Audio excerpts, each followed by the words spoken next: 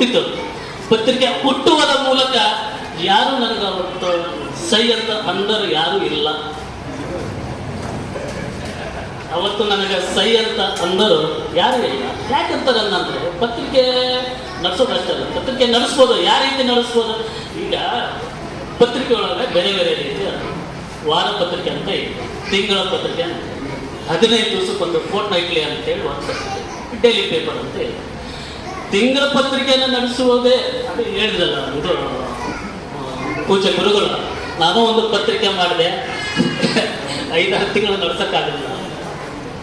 ಯಾಕಂದ್ರೆ ಅದು ತಿಂಗಳಿಗೆ ಒಂದು ಸರಿ ಪ್ರಕಟ ಆಗ್ಬೇಕು. ಅದು ತಿಂಗಳಿಗೆ ಒಂದು ಸರಿ ಪ್ರಕಟ ಆಗ್ತಕ್ಕಂಥ ಪತ್ರಿಕೆಗೆ ಸುದ್ದಿ ಸಂಗ್ರಹ ಮಾಡಿ ಪ್ರಕಟಣೆ ಕೊಟ್ಟು ಜನರ ಮುಂದೆ ಸಾರ್ವಜನಿಕರ ಒಂದು ಓದಿನ ಒಡೆಯಲಿಗೆ ತರುವುದು ಅಷ್ಟು ಕಷ್ಟದ ವಿಷಯ.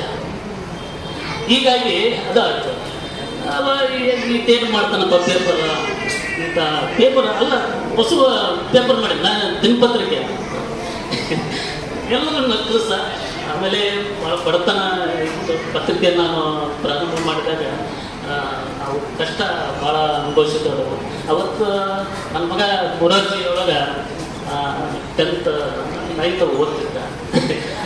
ಅಪ್ಪ ಒಂದು ಅದೇ ಕಾರ್ಯಕ್ರಮಕ್ಕೆ ಓದೋದು ಒಂದು ಅಂಗಿ ಕೊಡಿಸಪ್ಪ ಅಂತಂತ ಅವತ್ತು ಕೊಡ್ಸೋಕ್ಕಾಗಲಿಲ್ಲ ಸರ್. ಆ ಕಾರ್ಯಕ್ರಮದೊಳಗೆ ಒಂದು ಇದು ನನ್ನ ವೈಯಕ್ತಿಕ ವಿಷಯ ಆಗ್ತಿತ್ತಂದ್ರೂ ಬಡತನ ಮತ್ತು ಇವತ್ತು 8ರ ಸಂಭ್ರಮ ಅನ್ನೋದಕ್ಕೆ ಒಂದು ವ್ಯತ್ಯಾಸ.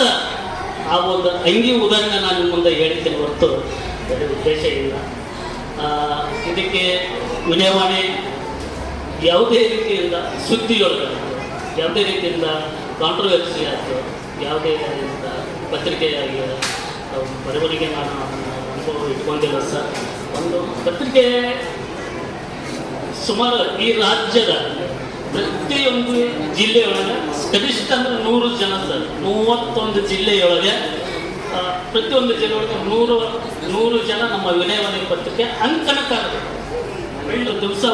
ಒಂದು ದಿವಸ ಪೂರ್ತಿ ಅದು ಇವತ್ತು ಬೆಳಿಗ್ಗೆ 6 ಗಂಟೆಗೆ ಪತ್ರಿಕೆ ಬಂತಂದ್ರೆ ಮತ್ತೆ ನಾವು ಸಂಜೆ 5-6 ಗಂಟೆಗೆ ನಾವು ಕೂಡಲೇಬೇಕು ಕೆಲಸ ಮಾಡೋಕ್ಕೆ.